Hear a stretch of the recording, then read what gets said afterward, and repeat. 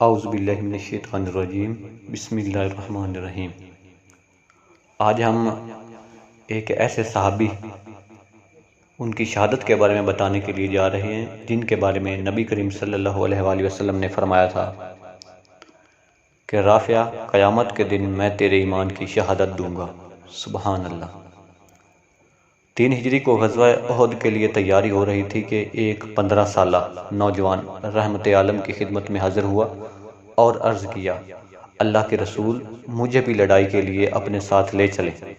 نبی کریم صلی اللہ علیہ وآلہ وسلم نے کچھ تردد کیا تو نوجوان بولا، اللہ کے رسول، بدر میں بھی آپ مجھے چھوڑ گئے تھے، اس وقت میری عمر 13 برس کی تھی، اب تو میں 15 سال کا ہو چکا ہوں، اور آپ نے خود ہی جنگ میں حصہ لینے والوں کی عمر کم از کم 15 سال مقرر کر رکھی ہے، اب تو میں آپ کے ساتھ ضرور جاؤں گا۔ رحمت عالم اس کم سن صحابی کے جذبہ جہاد سے بہت خوش ہوئے اور ساتھ چلنے کی اجازت دے دی۔ یہ خوش نصیب نوجوان حضرت رافع تھے۔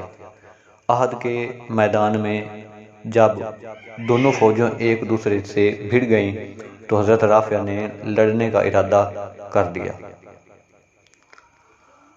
آپ رضی اللہ تعالیٰ عنہ جنگ میں دشمن سے اس طرح لڑتے جس طرح بڑے بڑے جنگجو ایک دوسرے پر وار کرتے ہیں۔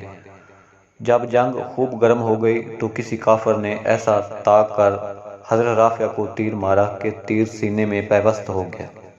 مسلمان سہارا دے کر حضرت رافع کو رسول اللہ خاتم النبیین صلی اللہ علیہ وآلہ وسلم کے پاس لائے۔ نبی کریم صلی اللہ علیہ وآلہ وسلم نے فرمایا، اس کے سینے سے تیر نکالو۔ تیر جو ہڈیوں کو توڑتا ہوا اندر گھس گیا تھا، جب صحابی نے پورے زور سے کھینچا تو نوک اندر رہ گئے۔